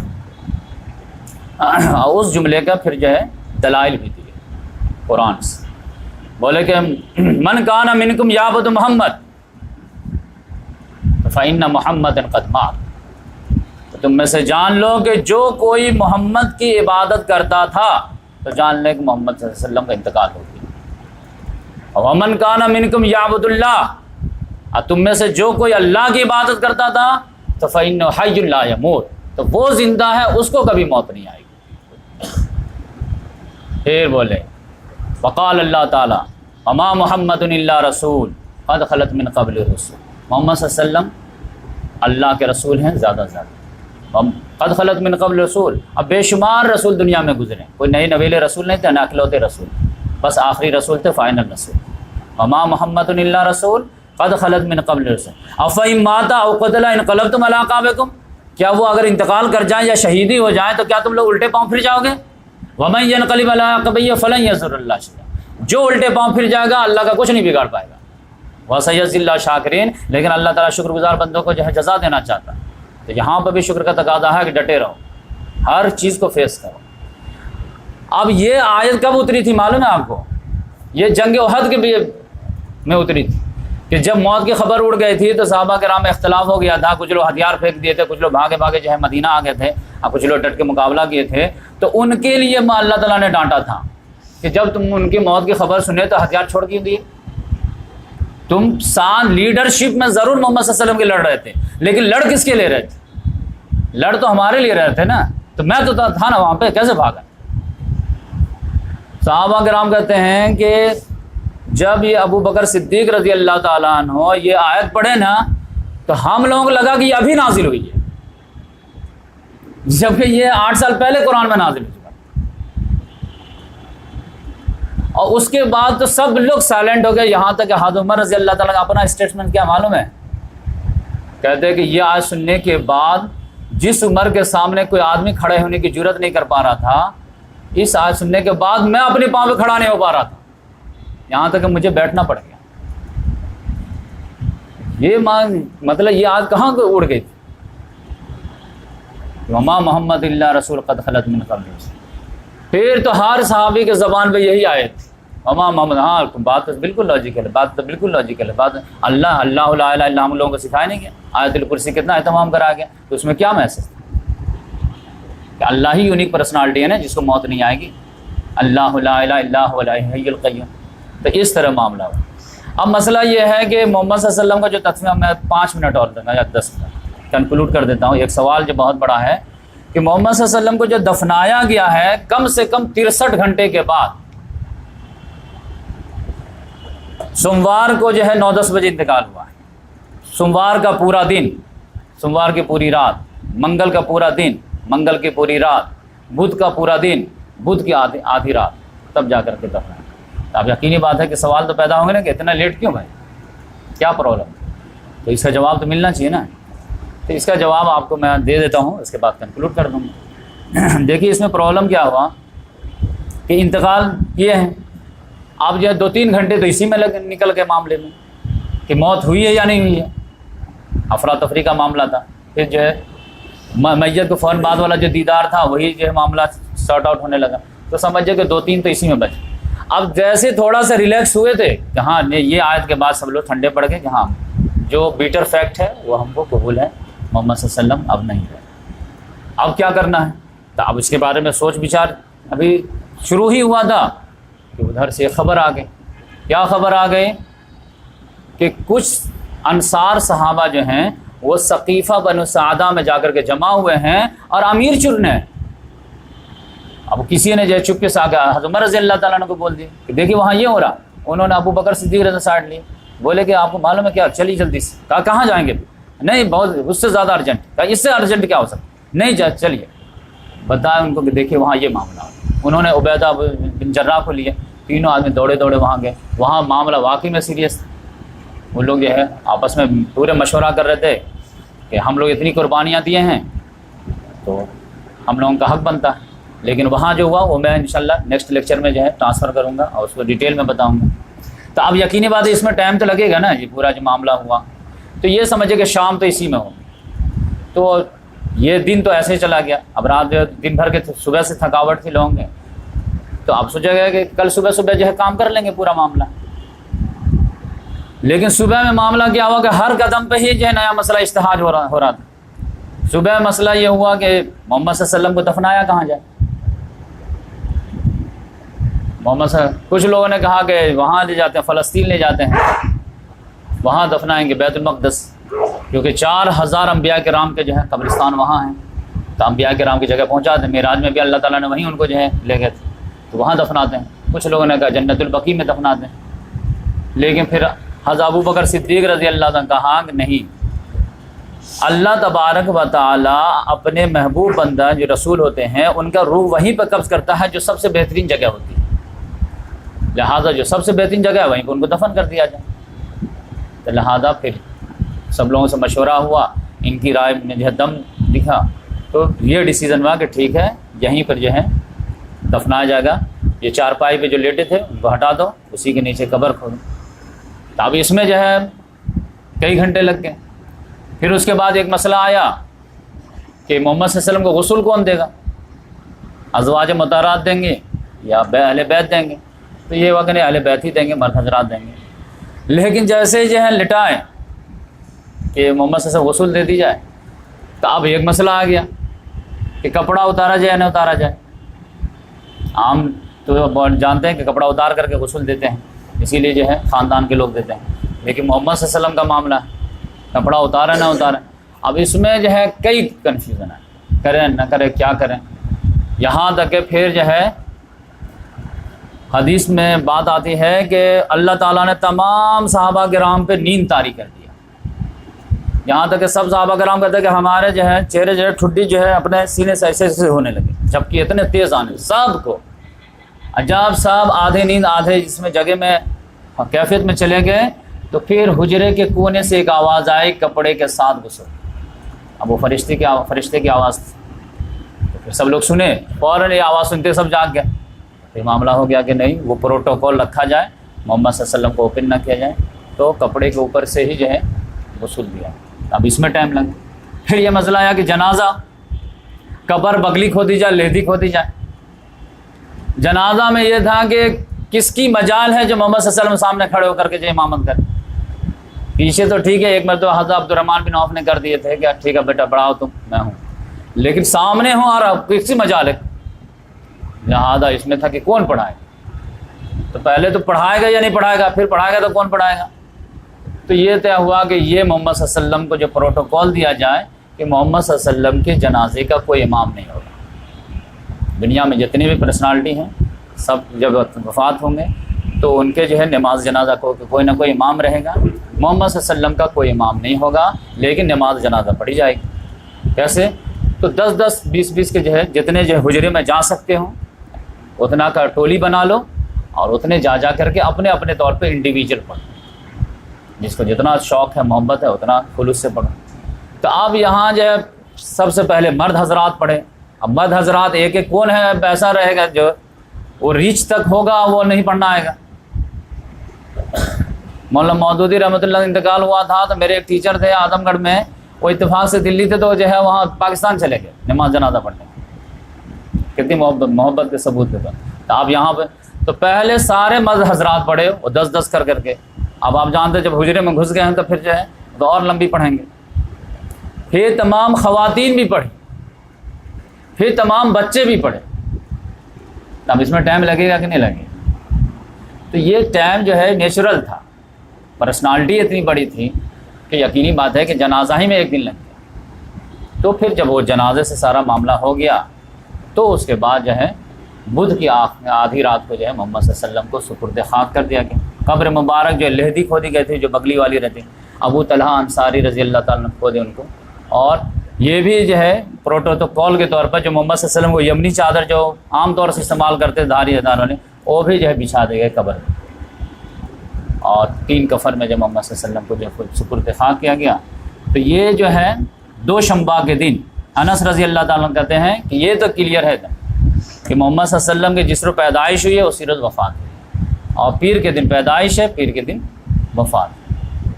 اور ربیع اول کے مہینے میں پیدائش ہے، ربیع اول کے مہینے میں وفات ہے۔ لیکن آپ 12 ربیع اول کو پیدائش ہے، لیکن 12 ربیع اول کو وفات جو ہے کسی بھی لحاظ سے فٹ نہیں ہوتی۔ اگر اس کو مانیں گے تو کئی حدیثوں کا آپ کو انکار کرنا پڑے گا، خاص طور سے جب یہ جوڑیں گے کہ 12 ربیع اول کو سوموار کا دن تو ہے اور وفات کا دن سوموار کا دن ہے، اور ادھر جو ہے حجۃ الوداع جو ہے جس روز جو ہے عرفہ تھا اس روز جمعہ کا دن تھا، اب وہاں سے یہاں جو ہے جوڑیں گے تو 12 تاریخ کو سوموار آتا ہی، چاہے کیسے بھی حساب کر لیں، یہ ریسرچ کرنے والے ریسرچ کیے ہیں، تو اس لحاظ سے تو وہ اللہ تعالیٰ نے اس کو راضی میں رکھ دیا تاکہ لوگ ہم ہی نہ منانا شروع کر دیں، تو اس لحاظ سے جو ہے یہاں تک ہم بات لے کے آئے۔ انشاءاللہ اس کے بعد جو ہے ہم خلفاء راشدین کا سلسلہ شروع کریں گے۔ ہم آپ لوگوں کا جو ہے اسپیشل تھینکس ادا کرتے ہیں کہ 30 ایپیسوڈ میں جو ہے یہ کمپلیٹ ہوا۔ اللہ تعالیٰ سے دعا ہے کہ اللہ تبارک و تعالیٰ اس میں جو بھی خلوص سے ہم لوگ بیان کیے ہیں یا سنے ہیں تو اس کا اجر جو ہے اللہ تبارک و تعالیٰ ہمارے مقدر میں رکھے، اور جتنی محنت ہم لوگ اس میں کیے ہیں اور اس کے بدلے میں اگر جو ہے ایک گلاس جام بھی جو ہے حوض کوثر پر جو ہے مل جائے محمد صلی اللہ علیہ وسلم سے تو یہ ہماری بڑی خوش قسمتی ہوگی۔ اور میرا جو مقصد تھا، یہ تو میں روش دھرو جو ہمارے ساتھی تھے بلکہ ہیں بھی، تو ان کے ریکویسٹ پہ شروع کیے تھے، لیکن میرا جو شروع کرنے کا مقصد یہ اجوا میں شروع ہوا تھا 1.5-2 سال پہلے، لیکن مقصد صرف یہ تھا کہ جو ایک اسپیچ ایک خطبہ جو سنتے رہتے ہیں تب وہ جو ہے اسلام یہ مذہب ہے، اسلام یہ چاہتا ہے، اسلام وہ چاہتا ہے، تو پک اینڈ چوز کر کے جو ہے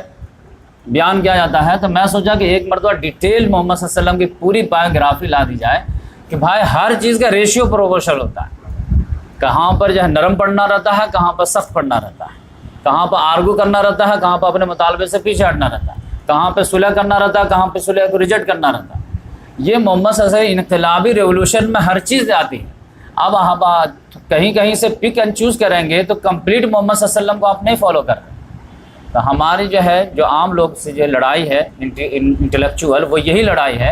کہ ہمیں اسلام کو ٹوٹل لینا ہے۔ لقد کان لکم فی رسول اللہ اسوۃ حسنہ جو ہے وہ ٹوٹل پوری لائف میں ہے کہ دیکھو محمد صلی اللہ علیہ وسلم جو ہے 23 سال کیسے دین کو غالب کیے، تو تم لوگوں کو مل کر کے ایسے کرنا چاہیے۔ جہاں دین کا تقاضا بینیفٹ صلح میں ہو صلح کر لو، جہاں پر ریجیکٹ کرنے میں ہو ریجیکٹ کر لو۔ اسلام کو فوکس کرو کہ اس کی بہتری، اس کی غلبہ کہاں پہ ہے، وہ تم ایٹیچیوڈ اپناؤ، اور یہی سیرت النبی کا سب سے بڑا پیغام ہے۔ لیکن سیرت النبی ابھی بھی کمپلیٹ نہیں ہوتی ہے۔ سیرت النبی کمپلیٹ ہوگی کہاں پہ جا کر کے؟ خلفاء راشدین کے آخر تک۔ کیوں؟ کیونکہ محمد صلی اللہ علیہ وسلم تمام انسانوں کے لیے اسوہ ہیں ہر معاملے کے لیے۔ بیڈ روم میں کیسے زندگی گزارنی اس کے لیے بھی، اور ممبر آف پارلیمنٹ بن کر کے کیسے قانون سازی کرنی اس کے لیے، مارکیٹ میں کیسے رہنا ہے اس کے لیے بھی، اور گھر میں کچن میں کیسے رہنا ہے اس کے لیے۔ تو اب ایک سوال یہ پیدا ہو جاتا ہے کہ کافروں کو کیسے ڈیل کرنا ہے، یہود و نصارہ کو کیسے ڈیل کرنا ہے، یہ تو 23 سال میں مجھے معلوم ہو، لیکن مسلمانوں میں آپس میں لڑائی ہو جائے تو اس کو کیسے ڈیل کرنا ہے، یہ پریکٹیکل اور نمونہ کدھر ہے؟ اگر کوئی مسلمان حکمراں ہیں، اب وہ جو ہے خواہ مخواہ ظلم کیے جا رہا ہے، تمام طرح کے مسلمانوں کو حقوق غصب کر دیا ہے، نہ رائٹ ٹو ایکسپریشن ہے، رائٹ ٹو ایجوکیشن ہے، نہ رائٹ ٹو جو ہے لکھنے کی آزادی ہے، نہ بولنے کی آزادی ہے، تو اب اس کو کب تک برداشت کریں گے؟ اس کے لیے پریکٹیکل کہاں ہے؟ یا پھر عوام الناس جو خواہ مخواہ احتجاج کی جاتی ہیں تو اس کو جو ہے حکمراں طبقہ کیسے ٹیکل کرے گا؟ کہاں تک اس کو ریلیکسنس دے گا؟ اس کو کیا کرے گا؟ تو اس کے بارے میں تو جب تک خلفاء راشدین کو پوری لائف نہیں لیں گے تب تک پوری ہدایت کمپلیٹ نہیں ہوگی۔ یہی وجہ ہے کہ محمد صلی اللہ علیہ وسلم بول دیے علیکم بسنتی و سنت الخلفاء الراشدین المہدیین۔ تو بات ختم نہیں ہوئی، تمہارے اوپر لازم رہے گی میری سنت بھی اور میرے ہدایت یافتہ خلفاء راشدین کی سنت، ان کو بھی ویسے دانت سے پکڑنا ہے جیسے میری سنت ہے، تب جا کر کے تمہارا پورا کمپلیٹ پولیٹیکو اکنامک سسٹم، پورا اسلام کمپلیٹ ہوگا۔ تو اس لحاظ سے یقینی بات ہے کہ اب یہ سیرت النبی مطالبہ کر دے کہ خلفاء راشدین کا بھی جو ہے 30 سال کا دور جو ہے، اور یہ محمد صلی اللہ علیہ وسلم پہلے پیشن گوئی کرتے کہ میرے بعد خلافت راشدہ 30 سال رہے گی اور اس کے بعد وہ ملوکیت آ جائے گی، بلکہ 5 ادوار کے بارے میں بتائیں، تو وہ میں انشاءاللہ آپ کو ڈیٹیل سے رکھوں گا۔ ابو بکر صدیق رضی اللہ تعالیٰ عنہ کا دور 2 سال، عمر فاروق رضی اللہ تعالیٰ عنہ کا 10 سال، عثمان غنی رضی اللہ تعالیٰ عنہ کا دور 12 سال، علی رضی اللہ تعالیٰ عنہ کا باپ بیٹا ملا کر کے 6 سال۔ تو اس طرح سے جب 30 سال بنیں گے تو انشاءاللہ وہ جتنے بھی ایپیسوڈ میں ہوں، جیسا ہماری اسٹڈی آپ کا سننا ویسے انشاءاللہ کریں گے۔ تو اللہ تعالیٰ سے دعا ہے کہ اللہ تعالیٰ جس طرح اس کو جو ہے بحسن خوب انجام تو پہنچایا، ویسے جو ہے خلفاء راشدین کے بھی، بلکہ اور بھی مزید علمی سفر جاری رہنا چاہیے، ماں کی گود سے لے کر کے قبر کی گود تک۔ تو ہم آپ لوگوں کا بھی اسپیشل تھینکس ادا کرتے ہیں جو لوگ مستقل آئے۔ تو آپ لوگوں کا بیٹھنا ہمارے لیے ہمت افزائی کا باعث ہوئی، اور پھر یوٹیوب پہ جتنے لوگ دیکھ رہے ہیں ان کو بھی ہم شکریہ ادا کرتے ہیں، اور پھر جو ڈاکٹر صاحب کا بھی اسپیشل شکریہ ادا کرتے ہیں کہ میرے کل ساتھی جو ہے ایک بجنور سے آئے تھے تو بار بار کہہ رہے تھے کہ کیا سر پردہ جو ہے ایسا لگائیں، تھوڑا سا چینج نہیں کرتے آپ، لیکن میں کہا کہ چلیے آپ کو میں جہاں پہ ہم ریکارڈنگ کراتے ہیں پروگرام دکھاتے ہیں آپ کو۔ تو یہاں پہ اندر آتے ہی جو ہے وہ تو دنگ رہ گئے، کیونکہ ماشاءاللہ آپ کا اتنا بہترین سیٹ اپ ہے۔ میں کہا بس یہاں پہ کیا ہے، پن لگائیے شروع ہو جائے، تو یہ گاڈ گفٹڈ ملا ہوا ہے۔ تو اس لحاظ سے جو ہے اللہ تعالیٰ ان کو بھی صدقے جاریہ دے۔ یقینی بات ہے کہ ہر ایک کا کنٹریبیوشن ہے۔ اسی میں ایک بات بھی ایڈ کر دوں کہ دیکھیے گا قومی لحاظ سے کبھی رہتے نا کہ اردو پہ کام ہونا چاہیے، کبھی قرآن پہ کام ہونا چاہیے، کبھی اس پہ کام ہونا چاہیے، کبھی اس پہ کام ہونا چاہیے، ابھی پروٹیسٹ کرنا چاہیے۔ یہ ایک بات آپ جان لیجیے، اسی میں لوگ پھنسے رہتے، نہیں ابھی اس کا تقاضا نہیں، اس کا تقاضا، اس کا نہیں، اس کا تقاضا، یہ نہیں، یہ کام کرنا چاہیے۔ بھائی یہ جان لیجیے کہ قومی لحاظ سے جو آدمی جو کنٹریبیوشن کام کر دیں یا اسلام کا کر دینا، ہر ایک کی ضرورت ہے۔ قوم اتنی بڑی چیز ہے نا، ملت اتنی بڑی چیز ہے کہ اس کو ہر چیز کے تقاضے ہیں۔ آپ کو جو بھی صلاحیت اللہ نے دیا نا، آپ اپنا جو ہے فیملی سے اٹھ کر کے اور ذات سے اٹھ کر کے کچھ نہ کچھ تو کنٹریبیوٹ کر دیجیے، چاہے جس میدان میں کیجیے۔ علم میں ہے تو علم میں کر دیجیے، پیسے میں کر دیجیے، صلاحیت میں کر دیجیے، ٹیلنٹ میں کر دیجیے، جس میں بھی کر دیجیے۔ ہر ایک کا تقاضا ہے قوم کے لحاظ، ملت کے لحاظ۔ تو لہٰذا آپ لوگ بھی سوچیے کہ اللہ تعالیٰ نے آپ کو بھی چیدہ بنایا ہے، آپ کا اسپیشل خدمت اسلام کے لیے کیا ہونا چاہیے۔ اور آپ سوچتے کہ میں اکیلا کچھ نہیں کر سکتا، مجھے اللہ تعالیٰ اتنی صلاحیت نہیں دیا ہے، تو اپنے جیسے لوگوں کو گروپ بنا لیجیے۔ ایک غریب کو اگر 100 روپے کی ضرورت ہے اور آپ کے پاس 100 روپیہ نہیں ہے، 10 ہی روپیہ ہے، اور اب مسئلہ ہے کہ ادھر 100 روپیہ رہتا میں دوا خرید کے دے دیتا، اس کا بیماری کا جو ہے پیٹ درد ٹھیک ہو جاتا، تو ٹھیک ہے 10 روپیہ ہے نا، تو آپ اپنے جیسے 10 لوگوں کو جمع کر لیجیے، 10 روپیہ جمع کر لیجیے، 100 روپیہ ہو جائے گا اس کا۔ تو اتنا تو کر سکتے نا۔ تو ہر آدمی اسپیشل سوچے کہ میں جس سے اللہ تعالیٰ مجھے قبر میں سوال ہوگا، اللہ تعالیٰ کا ہم کو اکیلے فیس کرنا ہے، تو مجھ سے بھی اللہ پوچھے گا نا کہ تم کو بھی جو 2 ہاتھ 2 پاؤں دیے تھے، اتنی صلاحیت کا مالک بنائے تھے، اسپیشل طور سے میرے زوال کے دور میں کچھ کیے کہ نہیں کیے میرے لیے، کہ اپنے فیملی کے لیے کرتے رہے، اپنے ہی جینے کے لیے کرتے رہے، پھلنے پھولنے پھیلنے کے لیے، سب کے قوم کے لیے، ملت کے لیے، اسلام کے لیے کچھ کیے نہیں۔ صلاحیت تھی تو 4 آدمی سے مل کے کیے، ایک اینٹ جوڑے کم سے کم، اتنا تو کر سکتے نا۔ تو اس لحاظ سے جو ہے ہم ہر ایک کو سوچنے کی دعوت دیتے ہیں، خاص طور سے یوٹیوب پہ جو سن رہے ہیں ان کو بھی دعوت ہے، اپنی اپنی جگہ پہ دیں۔ ہم کو جب پیسہ ویسا نہ بھیجیں، آنا ہم کو ضرورت ہے الحمدللہ، بات سمجھ میں آئے۔ ہمارے بھائی کے لیے دعا کیجیے کہ اللہ تعالیٰ ان کو کمائے دے تو ہماری پوری ہو جائے گی، اور ان کو توفیق بھی دیں۔ لیکن یہ ہے کہ اور وہ بار بار کہہ بھی رہتے ہیں کہ آپ کو فنڈ کی ضرورت ہے، میں کہا نہیں مجھے کوئی ضرورت نہیں ہے، الحمدللہ مجھے ملا ہوا سیٹ اپ، اور ہم جاتے ہیں پن لگاتے ہیں، ایک ریکارڈ کر لیتے ہیں، اور ہفتہ بھر ہم اس کی تیاری کرتے ہیں، اور علم پہ ہم زیادہ فوکس کرتے ہیں، کیونکہ جب تک ہم پڑھیں گے نہیں تب تک ہم لیکچر صحیح دے نہیں پائیں۔ تو لہٰذا ایسا بھی نہیں کہ ہم بہت زیادہ جو پڑھے لکھے ہیں کہ جو ہے بنا تیاری کے آگے دے سکیں، پورے ہفتہ پڑھتے ہیں، اسٹڈی کرتے ہیں، یاد کرتے ہیں۔ یہ کہتے ہیں لوگ کہتے ہیں تاریخ کیسے یاد رہتی ہے، سب یاد کرتے ہیں، برابر پریکٹس کرتے ہیں، تب آ کر کے دے پاتے ہیں۔ تو اس لحاظ سے جو ہے مجھے آپ کی دعا کی ضرورت ہے، اور جو مشن میں لیا ہوں آپ بھی آگے بڑھائیے، آپ بھی کیجیے، میں درس دے سکتا ہوں، آپ بھی درس دے سکتے ہیں۔ تو یہ جو ہے چراغ سے چراغ جلائیے اور اجالا کیجیے، اور اس اجالے میں آپ کا بھی حصہ ہو، تو اس سے بڑی خوش قسمتی کی بات کیا ہو سکتی ہے۔ اللہ تعالیٰ سے دعا ہے کہ اللہ تعالیٰ ہمارے لوگوں کے ٹوٹے پھوٹے اعمال کو شرف قبولیت سے نوازیں، اور ہم تمام کو اسی طرح جنت الفردوس میں بھی بیٹھنے کا اور وہاں پر جو گفتگو کرنے کا موقع تھا۔ سبحان اللہ بحمدہ سبحانک اللہم ونشہد ان لا الہ الا انت ونستغفرک ونتوب الیک. جزاک اللہ.